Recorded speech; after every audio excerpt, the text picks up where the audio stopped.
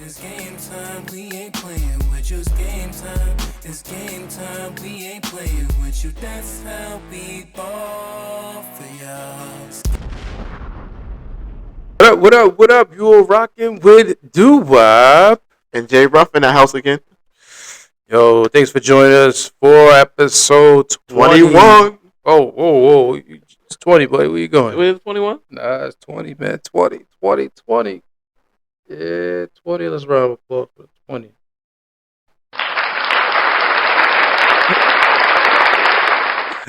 Yeah, things move quick. They're moving quick. What up? How's everything, Neff? Everything's good. How about yourself? I'm good, man. I can never complain, man. So much. So let's just jump right in. Right. All right, let's jump right in. So Jeezy, he dropped the album.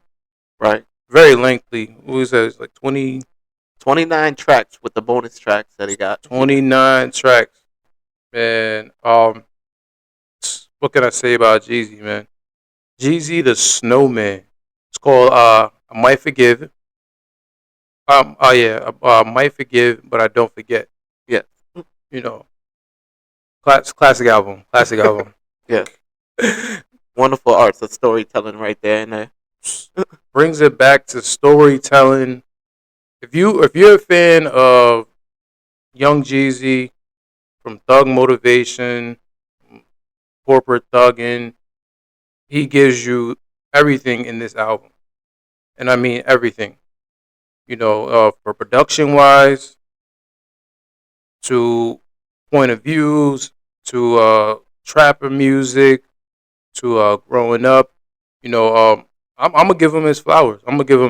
Because I was on Jeezy early. I started listening to him just because of DJ Drama, Gangsta Grills. He always had mixtapes. That's why I heard Young Jeezy.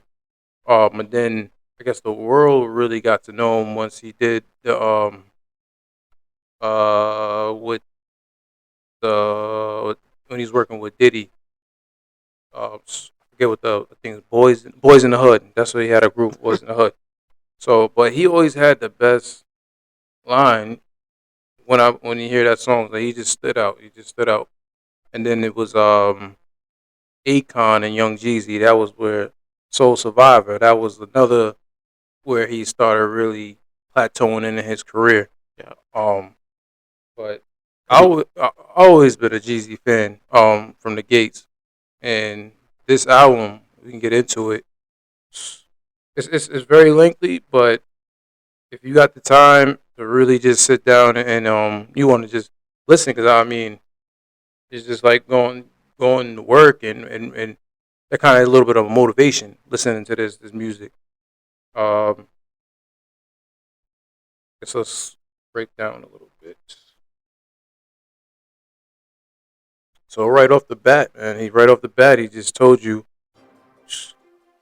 I might forgive, but I won't forget. And that's powerful too, because right. You go through a lot of things in life,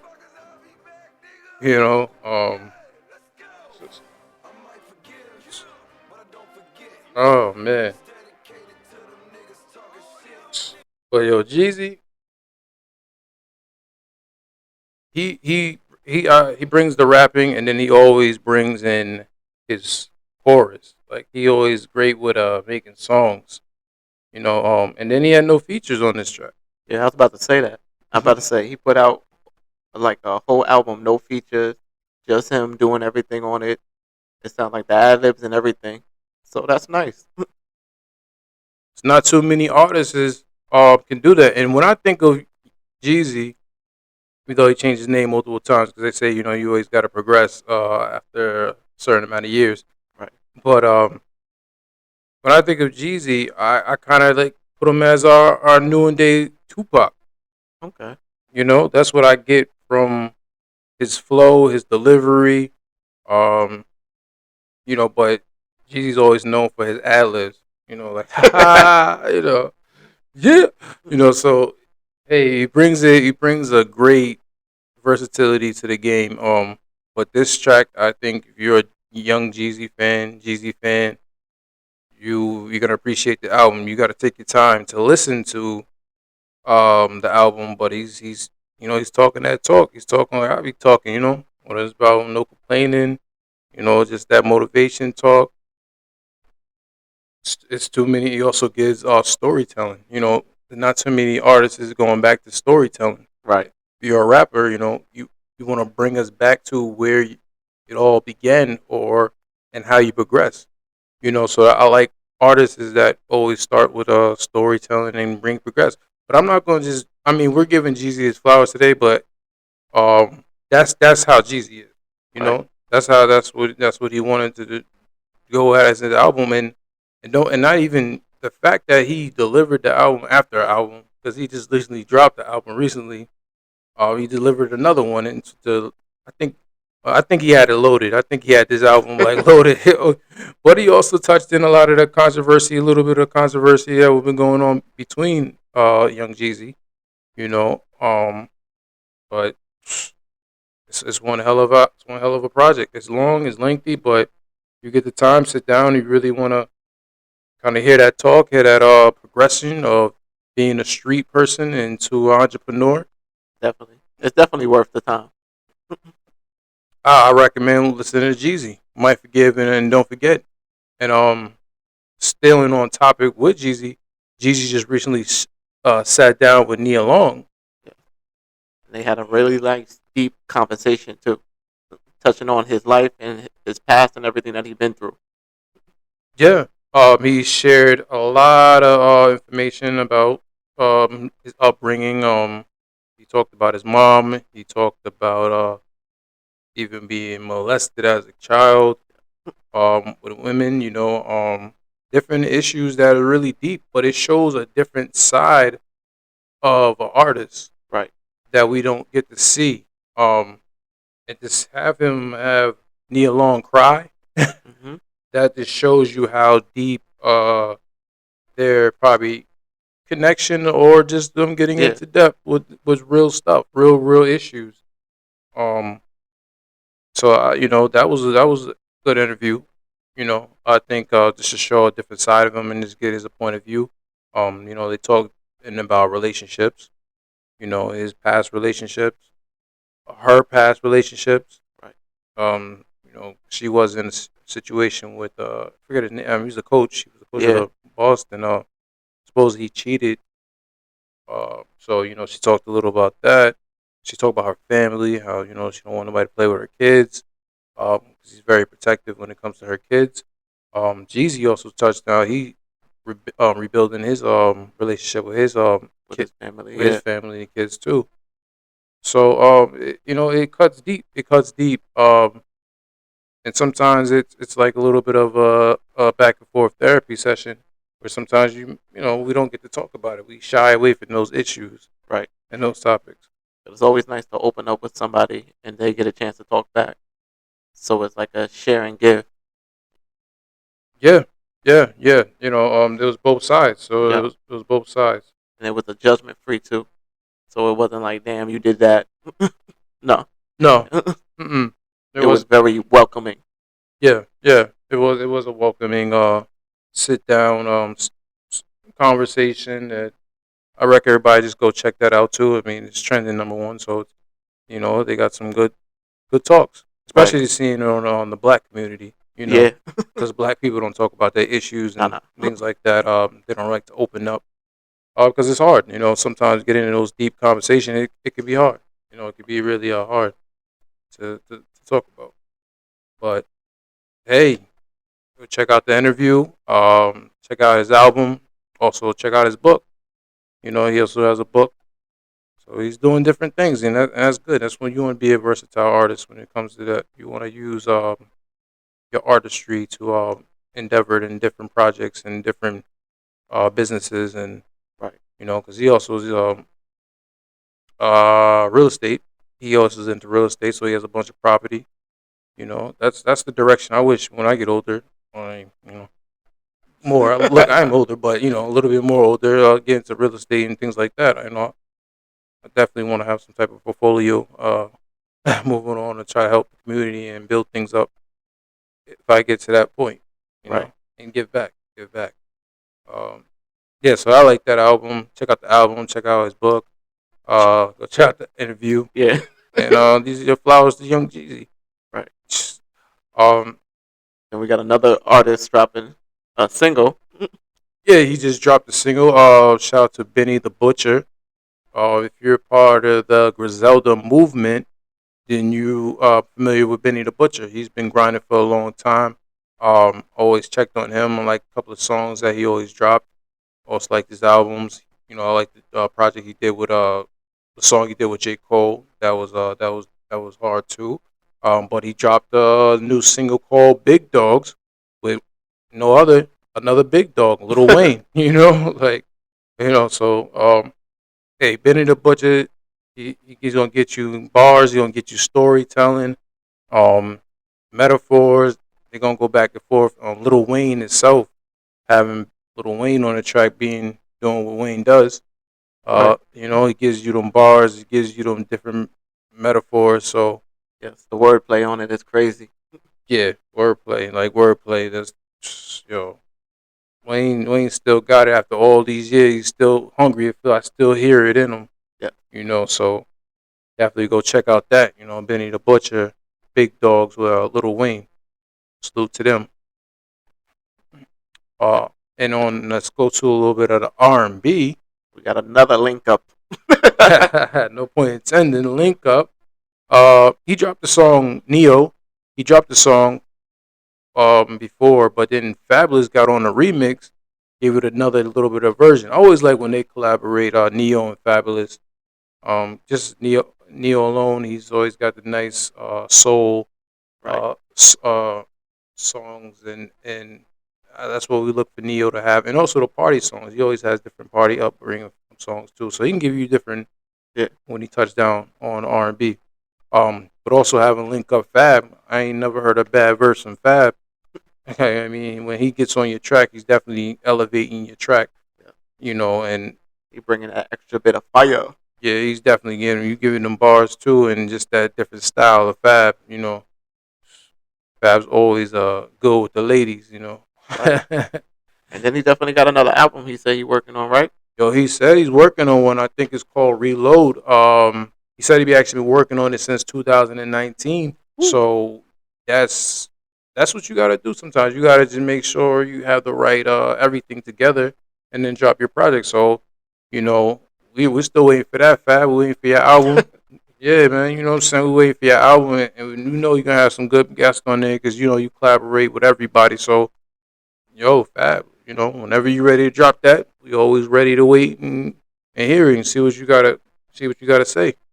We know it's gonna be some bars on there. We know it's gonna be some flavor on there. We know it's gonna be everything. So, yeah, salute the Fabulous. Yeah. So also we're still who else did on some R&B? Let's get the my G. Make sure I'm say it right. The my yeah, I think it's the my G Jordan. He dropped. She does like a group. On the OVO side. They just dropped the album. It's called Good People. So this is a different style. This is a different style. When I think about them guys, I think about John B. Okay. That's what I get when I hear their music. Just starting off the track, they had it open up the track. It's a different vibe.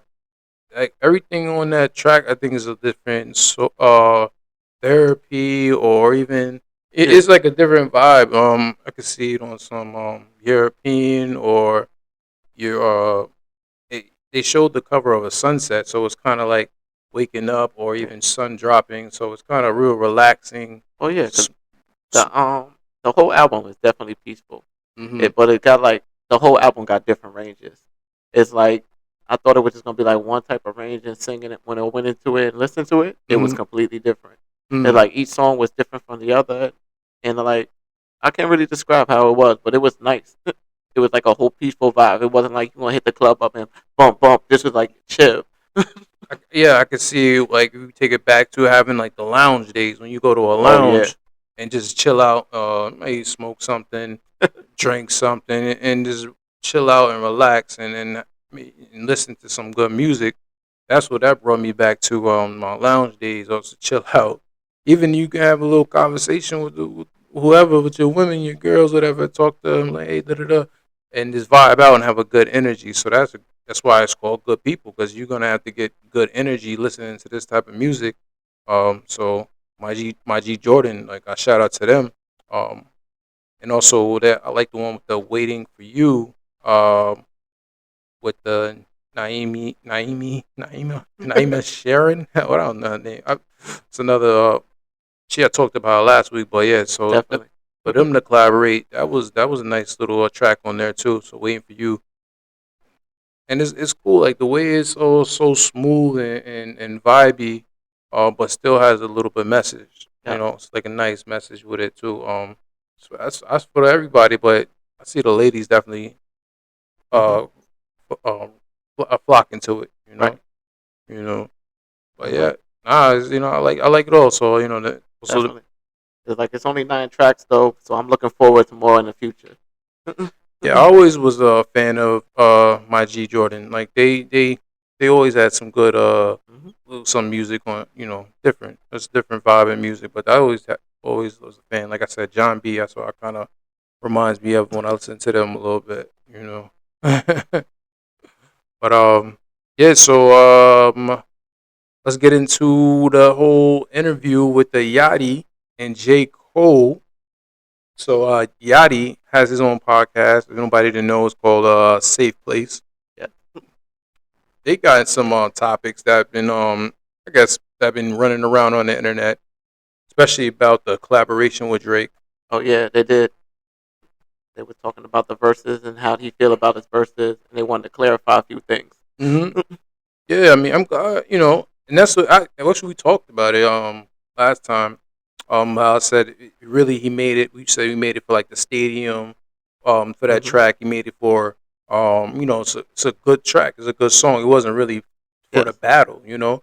And I kind of the way they set it up was like Drake already did the song, and then J Cole jumped on it.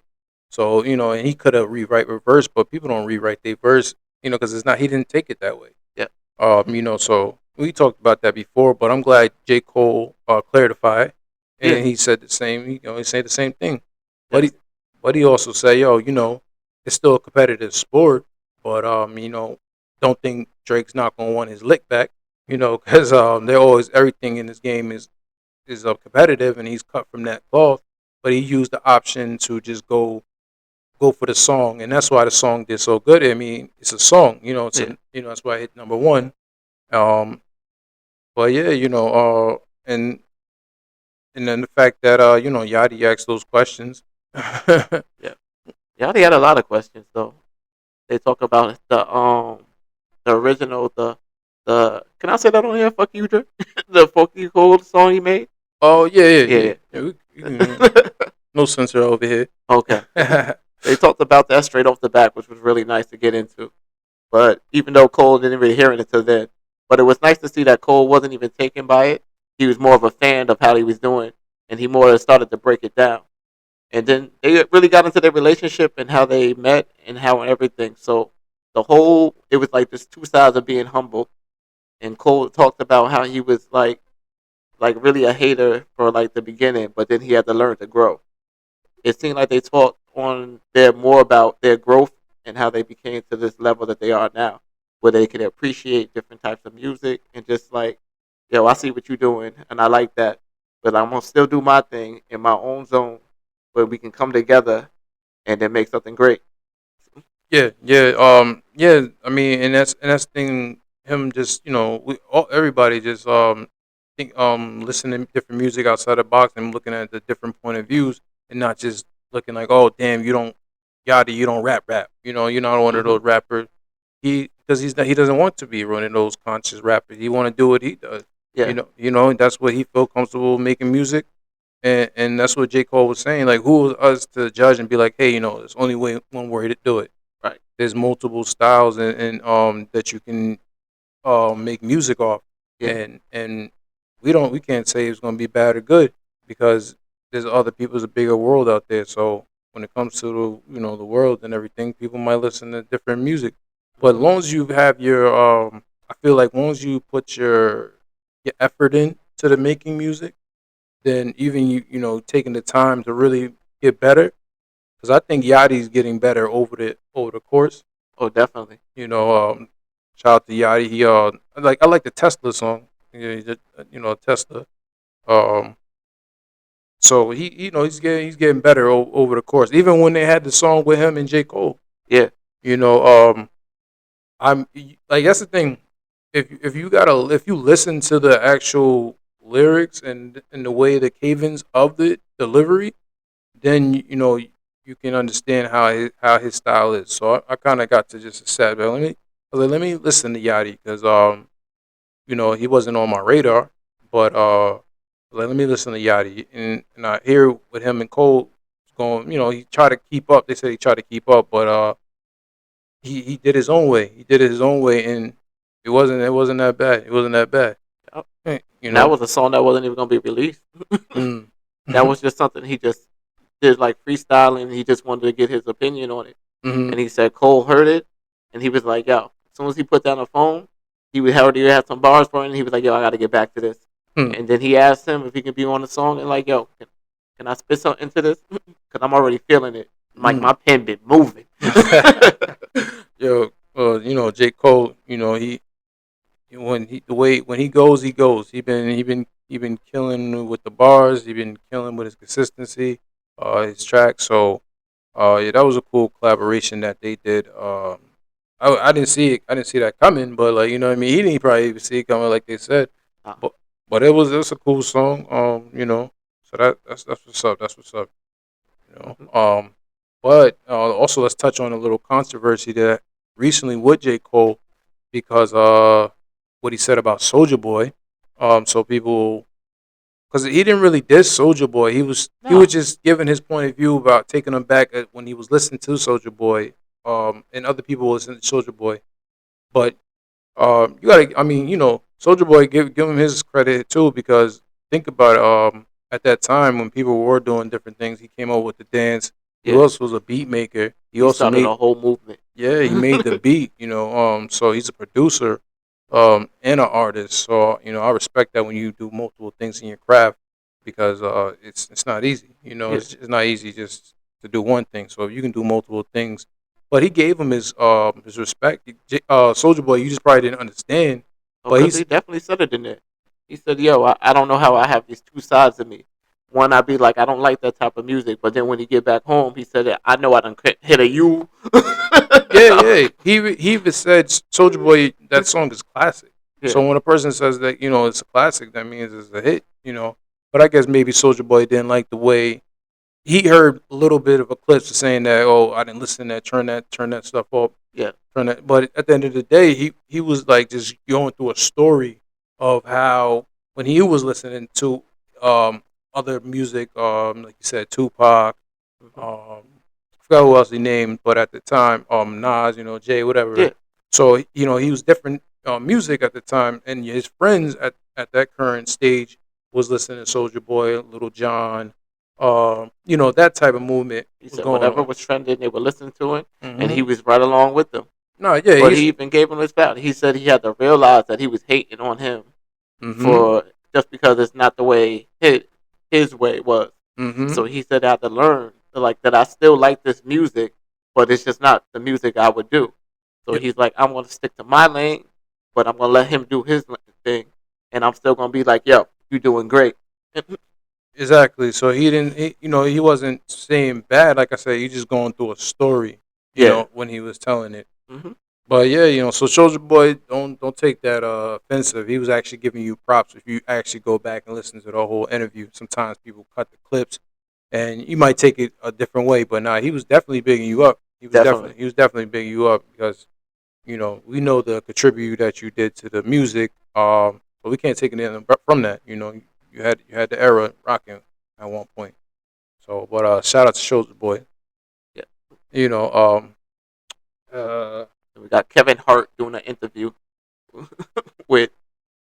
yeah, so you have a new comment. I mean, he was killing the wave with his clips. I would say I seen him on Facebook. That's how I finally funny Marco. Yeah. But yeah, he sat down with Kevin Hart and two two comedians. It was the fact that he thought he was Kevin Hart himself. He was like, yeah, I'm. He said I look like Kevin Hart. He's like, yeah, they He's said he like, looked like me. it's like they get confused with us. Sometimes they call me Kevin, and I just answer and be like, "Yeah, that's me." Sometimes I take pictures and sign autograph. Kevin was like, "What?" He's like, huh? But then he's like, nah, don't you look like? He's like, you look like Seal. I can see it too.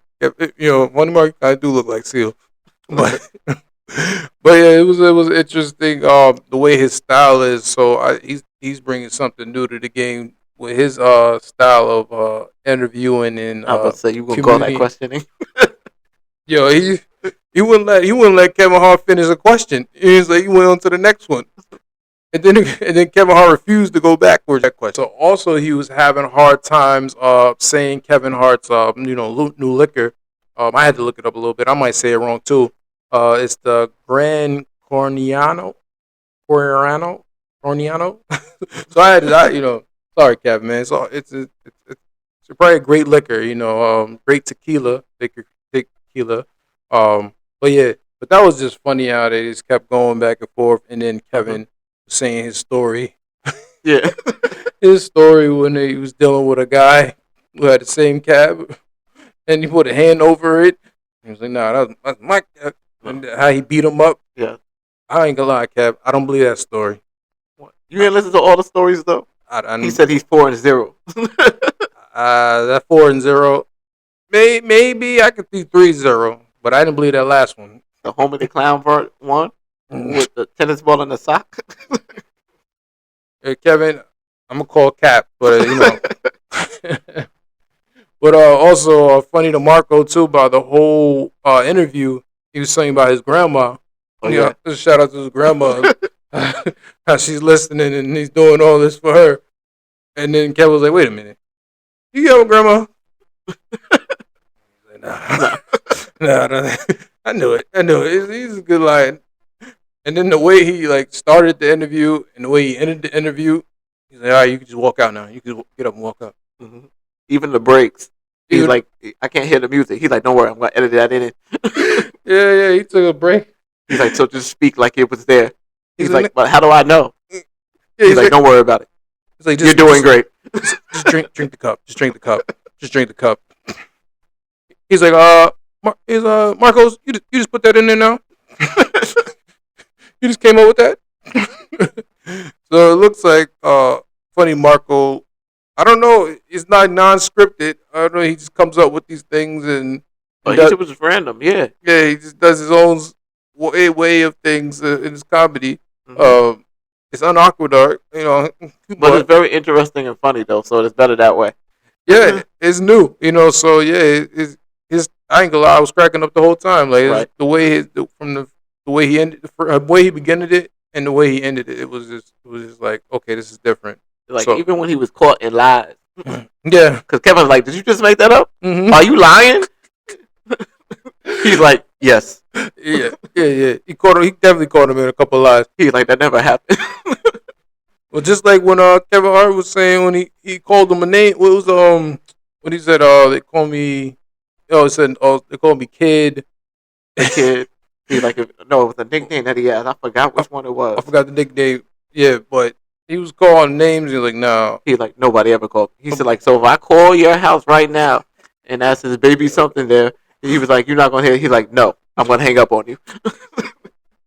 Yeah. So it's a different style of just comedian and funny to Marco. He's on the right track. I can see he making a different interview and seeing how his guests react. Oh, definitely. But it was funny because Kevin Hart had a movie that he wanted to promote. He was like, "You didn't even ask me about this. You didn't even ask me about that." He's like, "We're gonna have a talk after this.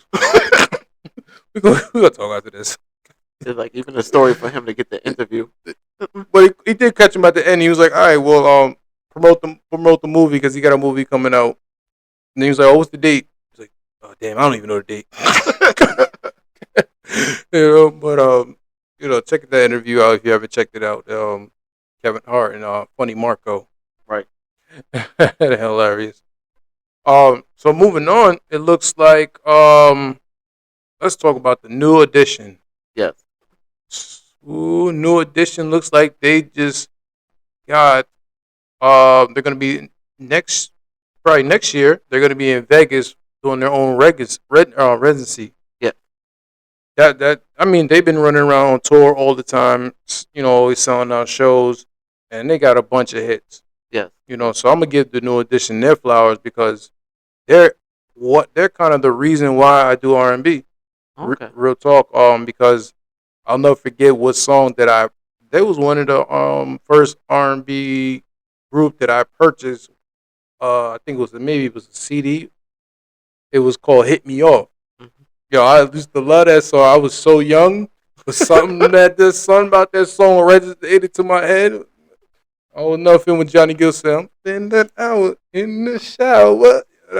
Let's say I thought you were gonna hit the whole thing. Oh no, I can do it, but I'm in my podcast voice. I gotta not tap into my artist voice. I go to a different way, but yo, I ain't gonna lie. New Edition, that made me go back and listen to their old CDs. But I was like, damn. Once I went back and did my research on them, I was like, yo, I like all their songs. I see where the R&B came from. Yeah. And when they did that big special on BET, that just showed the story of them. They grew up in the projects. Some of them grew up in the projects in Boston. And that's how they was always together. And that's where the Bobby Brown, they all grew up together. Like that Right. was so it was just like the brotherhood of them. But it's just a story on how they was just hungry. They had early talent Yeah. and they got discovered. Mm-hmm. So it just from kids, think about it. They've been doing this since they was kids. Yeah. And they're still on the road doing it. So it just shows you put the hard work in and put the hits, even focus on the hits, it's gonna live forever. You got a chance to keep making money and keep having your music be a classic. Right. That's a classic no matter what. And then it opened the doors for them to take their solo projects and everything. And then they came back together, even though. Yeah. And then once they broke apart, it just showed. So there's the Devote. So they had their group, and then Bobby. We all know about Bobby Brown. Bobby Brown's like he's a legend on just having a solo project. But I'm gonna give it to Teddy Riley because that was really all the beats he was going. That was you got to check the story. When you look at the story, he was in the projects listening to the beats from Teddy Riley. They was literally going over the songs there, and he was picking them out because he was like, "Yo, the record label wants me to work with these guys." And shout out to I think it was Babyface and or another writers and they wanted to make another beat to whoever was making beats at the time, but he wanted to go to a different direction because he knew that New Jack City slang was coming, and he was like, "Yo, I want to be a part of that. I like that. Sometimes the artist gotta just listen with their ears and be like, yo, I kind of like that beat, this and that. But yeah, they have so much history. It's ridiculous, and they're very pioneers of R&B. Definitely. Especially of a group, because a lot of groups don't even last.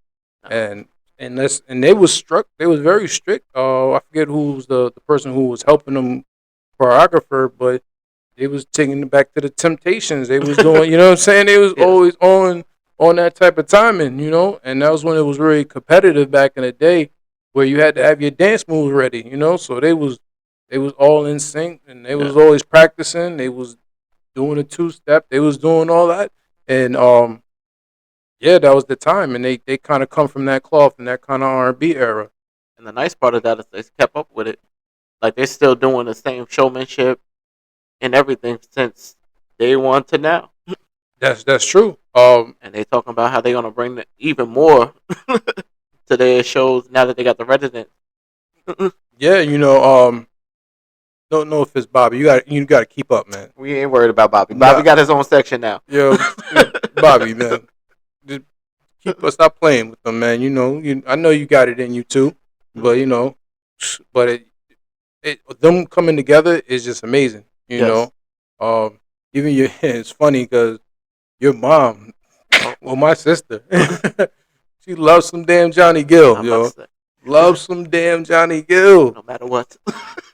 That's how I was put on to Johnny Gill because she was bumping Johnny Gill. I think one time she went to a concert. I'll never forget. She went to a concert. She was mad happy, like, yeah, I'm going to finally see Johnny. He had the pictures up on the wall and Yeah, everything. she loves some Johnny Gill, and that made me be like, yo, who the hell my sister like? Like, who's this guy? Hmm. But my my, Johnny Gill, like, Johnny Gill when he did his solo project too. Hmm. He was very successful. So Yeah. that's just good. That just shows you how much talent the New Edition had. Because Yeah. when they was doing their solo project, a lot of them were all successful. Yeah.